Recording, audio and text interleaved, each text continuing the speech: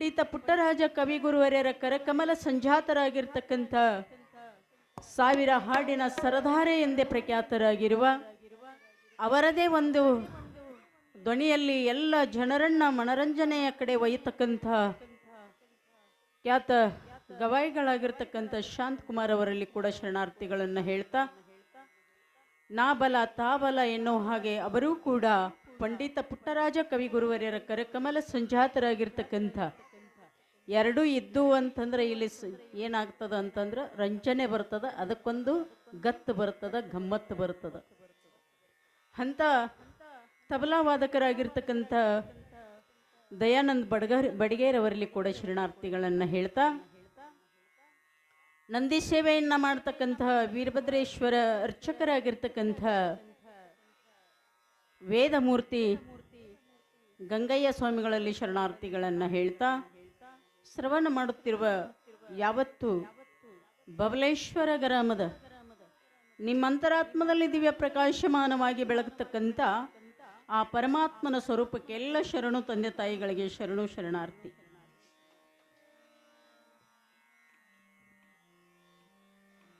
ಒಂದು ಸ್ವಲ್ಪ ಇಲ್ಲಿ ಏನು ಕೂತಿರಲ್ಲ ನೀವು, ಮುಂದೆ ಲಾಲಿಪಾಪ್ ತಿನ್ಕೋತತು, ನೀವು ಒಂದಿಟ್ಟು ಸೈಲೆಂಟ್ ಇರ್ಬೇಕು, ನೀವು ಗಲಾಟೆ ಮಾಡಬಾರ್ದು. ಏನು ಶಾಲೆಗೆ ಹಿಂಗೆ ಗಲಾಟೆ ಮಾಡ್ತೀರ ನೀವು? ಇದು ಒಂದು ಶಾಲಿನ, ಅದು ವಿದ್ಯಾ ಕಲಿಸೋ ಶಾಲೆ ಆದರೆ ಇದು ಧರ್ಮದ ಪರಿಪಾಲನೆಯನ್ನು ಕಲಿಸ್ತಕ್ಕಂಥ ಶಾಲೆ. ನಿನ್ನಿನ ದಿನ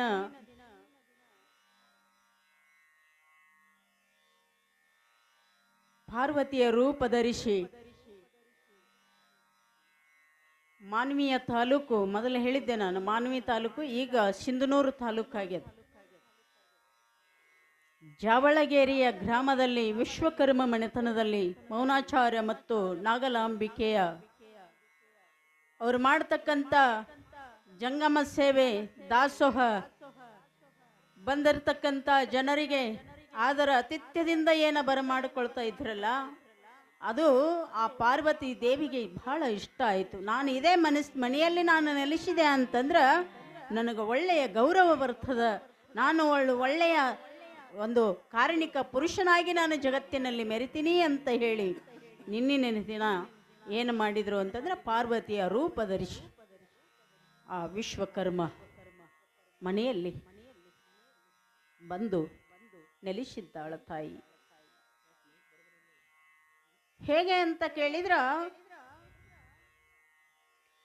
ಮಹಾತ್ಮರ ಹುಟ್ಟಿ ಭೂಮಿಗೆ ಬರಬೇಕಾಗಿತ್ತು ಅಂತಂದ್ರ ಅಷ್ಟು ಸರಳ ಇಲ್ಲ.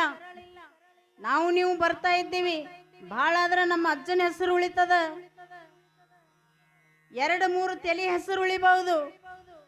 ಆದ್ರ ಮಹಾತ್ಮರು ಮಾಡಿರ್ತಕ್ಕಂಥ ಲೀಲೆಗಳನ್ನ 900 ವರ್ಷ ಆಗಿರ್ತಕ್ಕಂಥ ಗೌತಮ ಬುದ್ಧರ ನೆನಪದ, 12ನೇ ಶತಮಾನದಲ್ಲಿ ಬಸವಾದಿ ಶರಣರ ನೆನಪದ, 16ನೇ ಶತಮಾನದಲ್ಲಿ ಕನಕದಾಸರು ಪುರಂದರ ದಾಸರು ಸಾಕಷ್ಟು ಜನ ಆಗಿ ಹೋದ್ರು. 18ನೇ ಶತಮಾನದಲ್ಲಿ ಯಾರು ಅಜಾತ ಜಗದ್ಗುರುಗಳು ಭೂಮಿಗೆ ಅವತರಿಸಬೇಕಾದ್ರೆ ಅವ್ರ ಜೊತೆ ಯಾರ್ಯಾರು ಬಂದ್ರು ಅನ್ನತಕ್ಕಂಥದ್ದು ಹೇಳಿದ್ದೀನಿ. ಯಾರ್ಯಾರು ಬಂದಿದ್ರು ನಿನ್ನೆ? ಯಾರು ಬಂದರ್ರಿ ಅವ್ರ ಜೊತೆ? ಹುಬ್ಬಳ್ಳಿಯ ಸಿದ್ಧಾರೂಢರು, ಶಿಶುನಾಳದ ಶರೀಫರು, ಇಲಕಲ್ಲದ ಮಹಂತ ಶಿವಯೋಗಿಗಳು, ಮುರುಗೋಡದ ಮಹಂತ ಶಿವಯೋಗಿಗಳು, ಗರಗದ ಮಡಿವಾಳೇಶ್ವರರು ದುರ್ವಾಸ ಮುನಿಗಳಾಗಿ ಬಂದರು. ದುರ್ವಾಸ ಮುನಿಗಳಂತಂದ್ರೆ ಏನು ಅಂತಂದ್ರ ಬಂಡಿಗಟ್ಲೆ, ಎಷ್ಟೋ ಬಂಡಿಗಳ ಗಟ್ಲೆ ಅನ್ನವನ್ನ ತಿಂತ ಇದ್ರು ಅಂತ. ಉಂಡು ಉಪವಾಸಿ ಯಾರಾದ್ರು?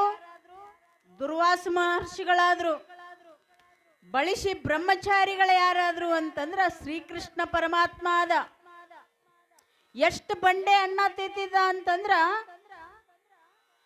10 ಊರು ಉಣ್ಬೇಕು ಅಷ್ಟು ಬಂಡಿ ಅನ್ನವನ್ನ ದುರ್ವಾಸ ಮಹರ್ಷಿಗಳು ತಿಂತಿದ್ರು ಅಂತಂದ್ರ ಮಲ್ಕೊಂಡ್ರು ಅಂತಂದ್ರ ಹೇಳ್ತಿದ್ದಿಲ್ಲ.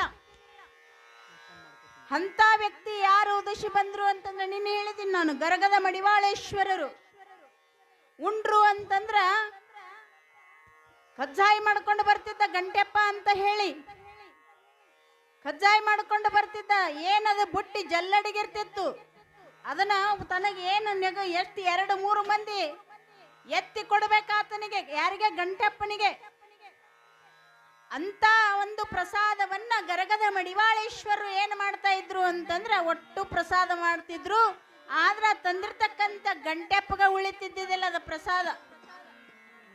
ಅಂತ ಮಹಾತ್ಮರು ಸೂರ್ಯ ಉಪಾಸನೆಯನ್ನ ಮಾಡ್ತಿದ್ರು. ಸೂರ್ಯ ಉಪಾಸನೆ ಅಂದ್ರೆ ಏನ್ರಿ? ಕಣ್ಣನ್ನ ಮಿಟಕಿಸಲಾರ್ದ ಸೂರ್ಯನನ್ನ ನೋಡೋದು. ಇಲ್ಲಿ ನಮ್ಮಲ್ಲೇ ಆಗಿ ಹೋಗಿದ್ದಾರೆ ಸಿಂದಗಿಯಲ್ಲಿ. ಯಾರು ಅಂತ ಕೇಳಿದ್ರೆ ಒಂದು 4 ವರ್ಷ ಆಯ್ತನೋ ಅವ್ರ ದೇಹ ಬಿಟ್ಟು. ಕಣ್ಣೊಳ್ಳಿಯ ಮರುಳಾರಾಧ್ಯ ಶಿವಾಚಾರ್ಯರು ಸೂರ್ಯ ಉಪಾಸನೆಯನ್ನ ಮಾಡ್ತಿದ್ರು. ಅವ್ರ ಕಣ್ಣುಗಳು ಎಷ್ಟು ತೇಜಸ್ಸಿದ್ದು ನೋಡಿರಬಹುದು ನೀವೆಲ್ಲ. ಸೂರ್ಯ ಉಪಾಸನೆ ಮಾಡಿ ಮಾಡಿ ಗರಗದ ಮಡಿವಾಳೇಶ್ವರ ಕಣ್ಣು ಹೋಗಿಬಿಟ್ಟು. ಆದರ ಅಂತರಂಗದ ಕಣ್ಣನ್ನ ತೆರೆದಿದ್ರು ದುರ್ವಾಸ ಮಹರ್ಷಿಗಳು. ಹೆಂಗ ದುರ್ವಾಸ ಮಹರ್ಷಿಗಳು ಉಂಡು ಉಪವಾಸಿ ಬಳಸಿ ಬ್ರಹ್ಮಚಾರಿ ಆದ್ರು, ಉಂಡು ಉಪವಾಸಿ ಆದ್ರು ಅವರು. ಹಾಗೆ ಗರಗದ ಮಡಿವಾಳೇಶ್ವರರು ಕೂಡ ಒಂದು ಸಲ ಊಟ ಮಾಡಿದ್ರು ಅಂತಂದ್ರೆ ಮತ್ತೊಮ್ಮೆ ಆ ಕಡೆ ನೋಡ್ತಿರ್ಲಿಲ್ಲ. ಅಷ್ಟೊಂದು ಶಕ್ತಿ ಇತ್ತು ಅವ್ರ ಹತ್ರ.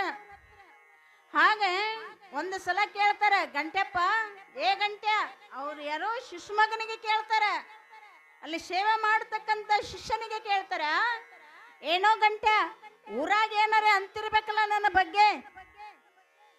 ಅನ್ಲಾರ್ದ ಏನ್ ಮಾಡ್ತಾರು ಅನ್ನೋ. ಅನ್ಲಾರ್ದ ಏನ್ ಮಾಡ್ತಾರ? ಏನು ಕೂಳು ಬಡಕದ ನಾವು ಸ್ವಾಮಿ ಎಟ್ರೆ ಕೂಳು ತಿಂತ ನಾವು ಅಂತಾರ ಅಂತಂದ್ರು. ಗರಗದ ಮಡಿವಾಳೇಶ್ವರ ಒಂದ ಮಾತು ಹೇಳ್ತಾರ, ಲೇ ನಾ ಏನು ಹುಟ್ಟಿ ಬರೋದಿಲ್ಲ, ನಾ ಏನು ತಿನ್ನೋದಿಲ್ಲ. ಯಾರು ಹುಟ್ಟಿ ಬರ್ತಾರಲ್ಲ, ಹುಟ್ಟಿ ಬರ್ಬೇಕನ್ನತಕ್ಕಂತ ಆಶೆ ಅದಲ್ಲ, ಅವರು ಏನ್ ಮಾಡ್ತಾರ ಅಂತ ಕೇಳಿದ್ರ ಅವ್ರು ತಿನ್ನೋಲ್ರೇಕ, ಅವ್ರು ಬಿಡೋಲ್ರೇಕ. ನಾನು ಮಾತ್ರ ಇದೊಂದು ಜನ್ಮ ಮನುಷ್ಯ ಜನ್ಮ ಅದ. ಈ ಮನುಷ್ಯ ಜನ್ಮದಲ್ಲಿ ಇದನ್ನು ತಿಂದಕಿರಿಂದ ನಾನು ಮುಕ್ತಾತ್ಮನ ಆಗ್ತೀನಿ ಅಂತ ಹೇಳಿದ್ರು ಗರಗದ ಮಡಿವಾಳೇಶ್ವರರು. ಬರ್ತೈತೇನ್ರಿ ನಮಗ ನಿಮಗದೆಲ್ಲ? ಬರೋದಿಲ್ಲ. ಹಂಗ ಇಲ್ಲಿ ಏನಾಯ್ತು ಅಂತಂದ್ರ ಮೌನಾಚಾರ್ಯ ಮತ್ತು ನಾಗಲಾಂಬಿಕೆ ದಿನಂಪ್ರತಿ ಏನು ಮಾಡ್ತಿದ್ರು? ಕರಸ್ಥದಲ್ಲಿ ನಾಗಲಿಂಗ ಅವಧೂತರ ಚರಿತ್ರೆಯನ್ನ ಪಾರಾಯಣವನ್ನ ಮಾಡ್ತಿದ್ರು. ದಿನಂಪ್ರತಿ ಪಾರಾಯಣವನ್ನ ಮಾಡ್ತಿದ್ರು. ನಾವೆಲ್ಲ ಪಾರಾಯಣ ಯಾವಾಗ ನೆನಪಕ್ಕವ? ದೇವಿ ಪುರಾಣ ಬತ್ತಂದ್ರ ದೇವಿ ಇದ್ರ ನೆನಪಕ್ಕದ. ಶ್ರಾವಣ ಬತ್ತು ಅಂತಂದ್ರೆ ಅವಾಗ ಯಾವ ದೇವ್ರುಗಳು ನೆನಪಕ್ಕವ. ಇವೆಲ್ಲ ಹೋದು ಅಂತಂದ್ರೆ ನಮ್ಗೆ ಯಾವ ದೇವರು ನೆನಪಾಗೋದಿಲ್ಲ. ಹೌದಿಲ್ರಿ? ನಮಗೆ ಯಾವಾಗ ಮಠ ಮಂದಿರಗಳು ನೆನಪಕ್ಕವ ಅಂತಂದ್ರೆ ಕಷ್ಟ ಬಂದಾಗ ನೆನಪಕ್ಕವ. ಮೊನ್ನೆ ಒಬ್ಬಕ್ಕೆ ಅಮ್ಮ ಬಂದಿದ್ದಳ್ರಿ ಮಠಕ್ಕೆ. ಮಠದಾಗ ಮತ್ತು ಕಷ್ಟ ಬಂದಿತ್ತಂದ್ರೆ ಒಂದು 4 ದಿನ ಇಲ್ಲೇ ಇರ್ಬೇಕಲ್ವ ಆತನ್ನು. ಏನೋ ದೊಡ್ಡ ಮಣಿತನದವ್ರು ಇದೀವ್ರಿ, ನಮಗೆ ಅಸಹ್ಯ ಆಕೈತ್ರಿ ಅಂತ. ಬೇರೆ ಕಡೆ ಹೋಗಾಕ ನಿಮಗೆ ಅಸಹ್ಯ ಆಗೋದಿಲ್ಲ, ಮಠ ಮಂದಿರ ಅಂತ ಕೂಡಲೇ ನಿಮಗೆ ಅಸಹ್ಯ ಆಗ್ತದ. ಮತ್ತೆ ನಿಮಗೆ ಕಷ್ಟ ಬಂದಾಗ ಆವಾಗ ಅಸಹ್ಯ ಆಗೋದಿಲ್ಲ. ನಿಮ್ಮ ಮಠಕ್ಕೆ ಬರಾಕ, ಗುರುವಿನ ಹತ್ರ ಬರಾಕ ನಿಮಗೆ ಅಸಹ್ಯ ಆಗೋದಿಲ್ಲ ಆಗ.